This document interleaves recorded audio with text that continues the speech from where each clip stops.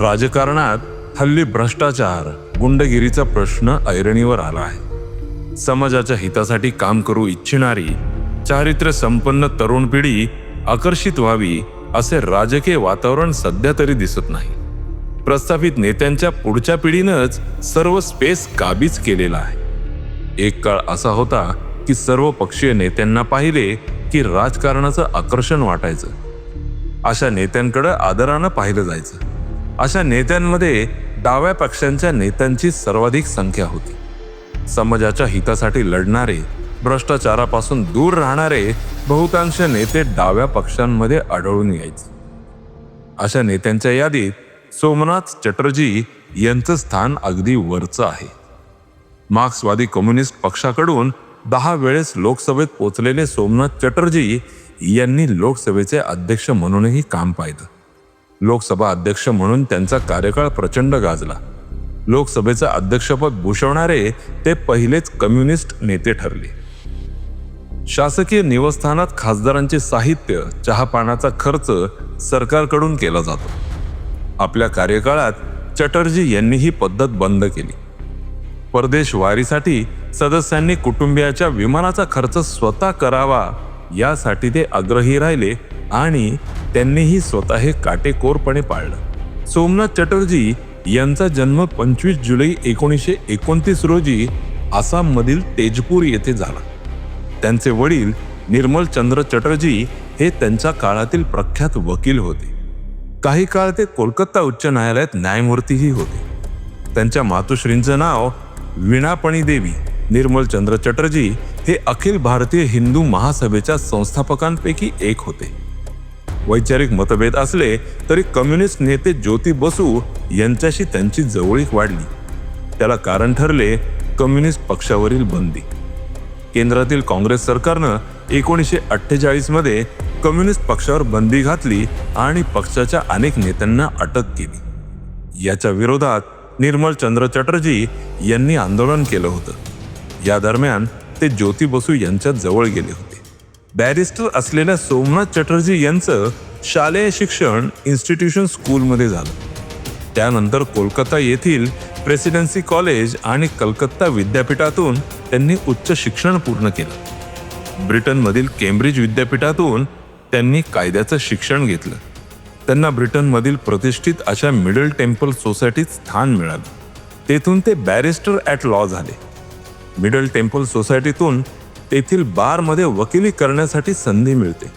तेथून परतल्यानंतर आणि राजकारणात प्रवेश करण्यापूर्वी सोमनाथ चटर्जी यांनी कोलकाता उच्च न्यायालयात वकील व्यवसाय केला. सोमनाथ चटर्जी यांचा विवाह 7 फेब्रुवारी 1950 रोजी रेणू चटर्जी यांच्याशी झाला. रेणू या लालगोला येथील एका जमीनदार कुटुंबातील होत्या. प्रताप, अनुराधा आणि अनुशीला ही त्यांची अपत्ये. वडील हिंदू महासभेचे संस्थापक असतानाही सोमनाथ चटर्जी मात्र डाव्या विचारसरणीकडे आकृष्ट झाले. ते 1968 मध्ये मार्क्सवादी कम्युनिस्ट पक्षाचे सदस्य झाले. 2008 पर्यंत ते या पक्षात होते. त्यांनी 1971 मध्ये पहिल्यांदा बर्दवान लोकसभा मतदारसंघातून निवडणूक लढवली. त्यात ते विजयी झाले. 1984चा अपवाद वगळता 2004 पर्यंत बोलपूर मतदारसंघातून त्यांनी 10 वेळा लोकसभेची निवडणूक जिंकली. 1989 ते 2004 पर्यंत ते लोकसभेत त्यांच्या पक्षाचे नेते राहिले. 1984 मध्ये जाधवपूर लोकसभा मतदारसंघातून ममता बॅनर्जी यांनी काँग्रेसच्या उमेदवारीवर त्यांचा पराभव केला होता. इंदिरा गांधी यांच्या हत्येनंतर ही निवडणूक झाली होती. ममता बॅनर्जी यांनी सहानुभूतीच्या लाटेचा फायदा मिळवला होता. सोमनाथ चटर्जी यांची वक्तृत्व शैली अत्यंत प्रभावी होती. त्यासाठी त्यांची देशभरात ओळख होती. 2004च्या निवडणुकीनंतर केंद्रात काँग्रेसच्या नेतृत्वाखालील UPAचं म्हणजेच संयुक्त पुरोगामी आघाडीचं सरकार स्थापन झालं. UPAमध्ये मार्क्सवादी कम्युनिस्ट पक्षाचाही समावेश होता. डॉक्टर मनमोहन सिंग हे पहिल्यांदा पंतप्रधान बनले होते. त्यावेळी सोमनाथ चटर्जी यांना लोकसभेचे हंगामी अध्यक्ष बनवण्यात आले होते. 4 जून 2004 रोजी त्यांची सर्वानुमते लोकसभेच्या अध्यक्षपदी निवड करण्यात आली होती. लोकसभा अध्यक्षपदाची त्यांची कारकीर्द संसदीय लोकशाहीसाठी मार्गदर्शक ठरली. सोमनाथ चटर्जी यांचे वडील निर्मल चंद्र चटर्जी बंगाल हिंदू महासभेचे अध्यक्ष तसेच अखिल भारतीय हिंदू महासभेचे उपाध्यक्ष होते. हिंदू महासभेच्या उमेदवारीवरच त्यांनी 1952च्या लोकसभा निवडणुकीत हुगळी मतदारसंघातून विजयी झाले. 1963 मध्ये बर्दवान लोकसभा मतदारसंघातून अपक्ष म्हणून पोटनिवडणूक लढवली आणि जिंकलीही. त्यांना भारतीय कम्युनिस्ट पक्षानं पाठिंबा दिला होता. 1967 मध्येही ते अपक्ष म्हणून या मतदारसंघातून विजयी झाले. 1971 मध्ये त्यांचं निधन झालं. त्यानंतर सोमनाथ चटर्जी यांनी पहिली निवडणूक याच मतदारसंघातून लढवत लोकसभेत प्रवेश केला होता. राजकारणात प्रवेश केल्याच्या 3 वर्षानंतर 1971 मध्ये सोमनाथ चटर्जी खासदार झाले. ममता बॅनर्जी यांच्याकडून झालेल्या पराभवाचा अपवाद सोडला तर त्यांचं मताधिक्य वाढतच गेलं. 1998 मध्ये 2.5 लाख, 1999 मध्ये 1,86,000 आणि 2004च्या निवडणुकीत ते 3 लाखांपेक्षा अधिक मतांनी विजयी झाले. त्या काळातील राजकीय नेत्यांमध्ये सौहार्द पाहायला मिळत असे. सोमनाथ चटर्जी यांचेही सर्व पक्षांमध्ये मित्र होते. त्यामुळेच काँग्रेसने त्यांना लोकसभा अध्यक्ष म्हणून काम करण्याचा प्रस्ताव दिला. सोमनाथ चटर्जी हे स्पष्ट वक्ते होते. विविध संसदीय समित्यांवर काम करण्याची संधी त्यांना मिळाली होती. त्यांना 1996 मध्ये उत्कृष्ट संसदपटू असा पुरस्कार देखील मिळाला होता. लोकसभेचा अध्यक्ष हा पक्षविरहित असावा असं त्यांना वाटत असे. त्याच भूमिकेतून त्यांनी कामकाज पाहिलं. पक्षातील अंतर्गत बाबींवरही ते आपलं मत अत्यंत परखडपणे मांडत असे. पक्षाचे तत्कालीन अध्यक्ष प्रकाश कारत यांच्या धोरणांवर त्यांनी टीका केली होती. ममता बॅनर्जी यांच्या वाढत्या लोकप्रियतेबाबत त्यांनी पक्षाला सावध केलं होतं. त्यांची भीती खरी ठरली आणि 2011 मध्ये ममता बॅनर्जी या पश्चिम बंगालच्या मुख्यमंत्री बनल्या. मार्क्सवादी कम्युनिस्ट पक्षाचा पराभव झाला होता.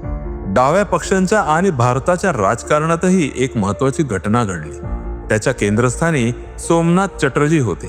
2008 मध्ये भारत अमेरिका अणुकरार विधेयकाला मार्क्सवादी कम्युनिस्ट पक्षाचा विरोध होता.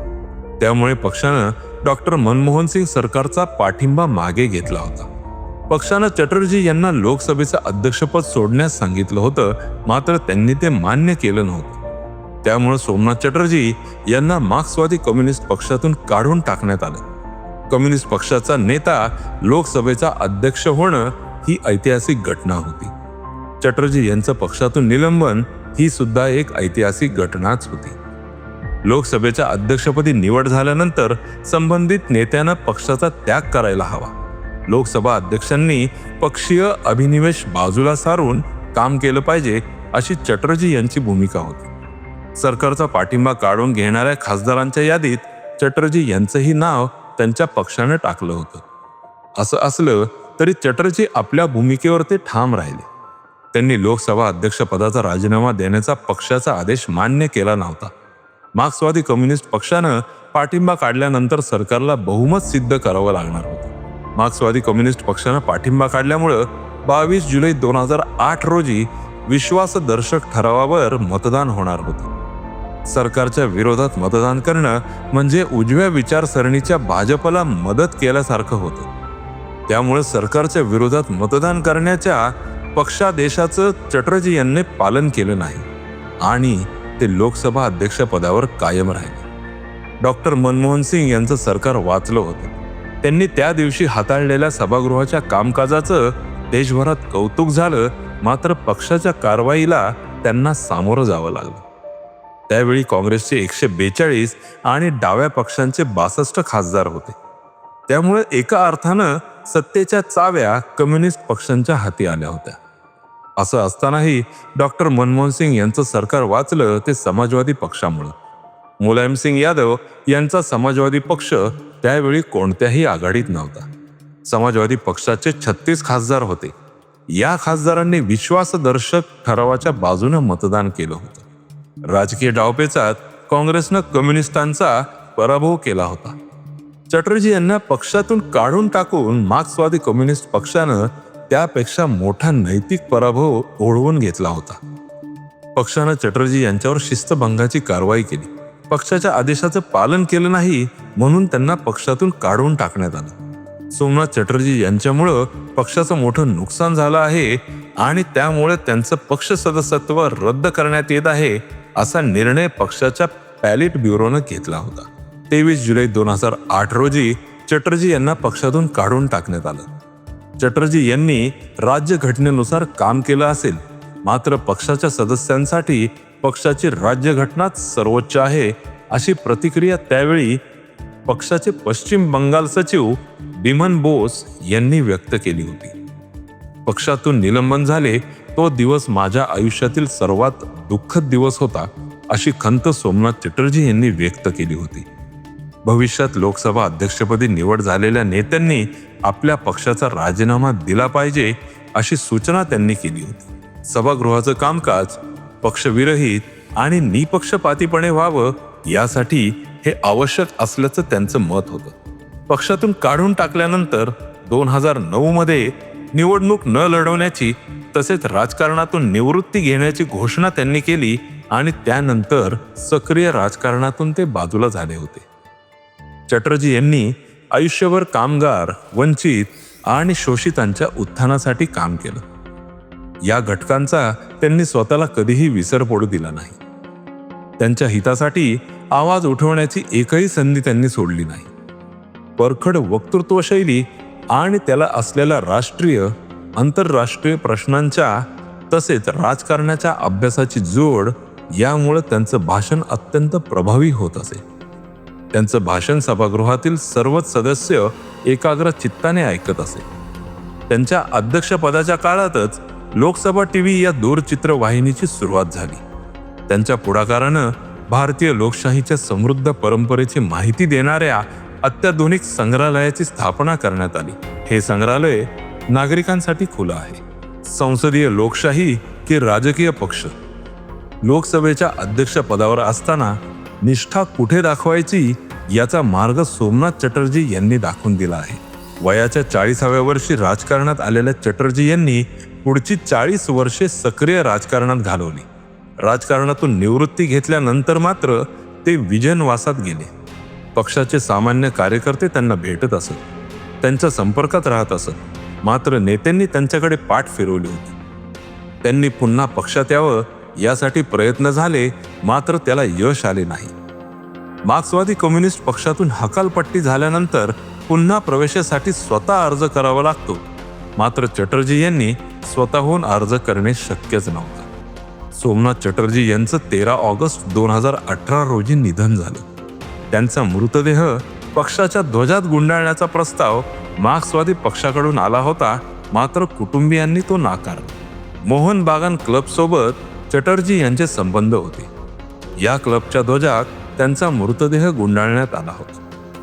त्यांनी उच्च न्यायालयात वकिली केली होती. अंत्यदर्शनासाठी त्यांचा मृतदेह तेथे ठेवण्यात आला. सीताराम येचुरी वगळता पक्षाचे अन्य नेते त्यांच्या अंत्यदर्शनासाठी आले नाहीत. जे कोणी नेते आले होते त्यांना सोमनाथ चटर्जी यांच्या कुटुंबियांनी बाहेर घालवले. राजकारणातून निवृत्ती घेतल्यानंतर चटर्जी यांनी पक्षाच्या विरोधात एकही वक्तव्य केलं नव्हतं. त्यांनी पक्षाशी असलेलं भावनिक नातं अखेरपर्यंत जपलं.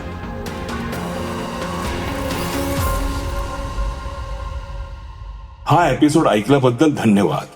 या एपिसोडची स्क्रिप्ट सरकारनामा टीमने तयार केली आहे आणि मी आहे तुमचा निवेदक परेश शिंदे.